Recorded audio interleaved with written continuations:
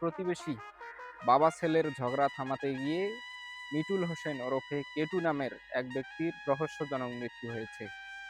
এই ঘটনায় গতকাল এশার নামাজ শেষ হওয়ার পর ঘটলেও মধ্যরাতের শেষ দিকে হাতীবান্ধা থানা পুলিশ মৌখিক অভিযোগের প্রেক্ষিতে সেই নিহত ব্যক্তির মরদেহ ময়নাতদন্তের উদ্দেশ্যে থানায় নিয়ে আসে।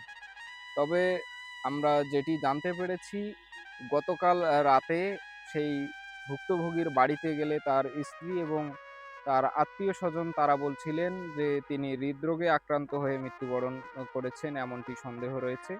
এবং পরবর্তীতে রাত ২টার দিকে সেই ভুক্তভোগী পরিবারের লোকজন স্থানীয়দের কানাঘুষা শুনতে পেয়ে পরে সন্দেহের বশবর্তী হয়ে অবশেষে থানায় এসে মৌখিক অভিযোগ করেছেন। আমরা চাচ্ছিলাম যে আমরা ওই জিনিসটা অত বড়ভাবে দেখি না। আমরা চাচ্ছিলাম যে দাফন করার জন্য আসছিলাম। তো এদিক সেদিক শুনি যে সে আঘাতে মারা গেছে। এর জন্য পুলিশ আর ছাড়ে নাই। পুলিশ তাকে পোস্টমর্টমের জন্য নিয়ে আসা হয়েছে। আমরা জানতে পারলাম যে আমার শ্বশুর নামাজের পরে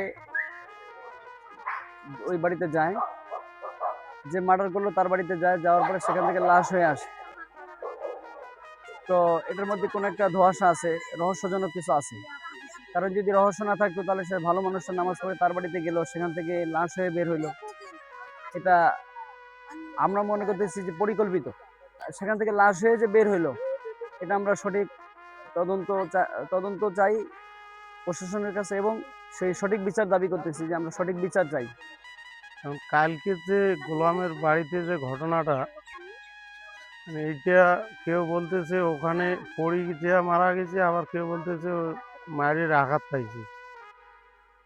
এখন এইটার কারণে পুলিশ রাইতে নিয়ে এসছে লাশ পোস্টমর্টম করার জন্য। আমরা মামলার জন্য আসছি। রিপোর্টে যদি মার্ডার হয় তাহলে আমরা মার্ডারের মামলা করব।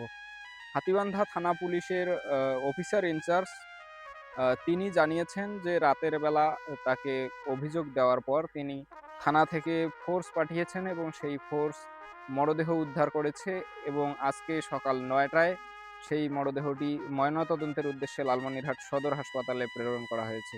অনেকেই বলছেন তিনি ঝগড়া দেখতে দেখতে হঠাৎ হৃদরোগে আক্রান্ত হয়ে পড়ে মারা যান এবং অনেকেই বলছেন যে সেই পার্শ্ববর্তী প্রতিবেশী গোলাম হোসেন এবং তার ছেলে রবির ঝগড়ার সময় সেখানে রবিকে মারার উদ্দেশ্যে গোলাম হোসেন যখন লাঠি নিয়ে আঘাতের চেষ্টা করে সে সময় তাকে ঠেকাতে গিয়ে হয়তো আঘাতের কারণেই তার মৃত্যু হয়েছে, এরকম একটি সন্দেহ ঘনীভূত হওয়ার কারণেই পরে অবশেষে মিটুল হোসেন ওরফে কেটুর পরিবারের লোকজন এসে হাতীবান্ধা থানায় অভিযোগ করেছেন।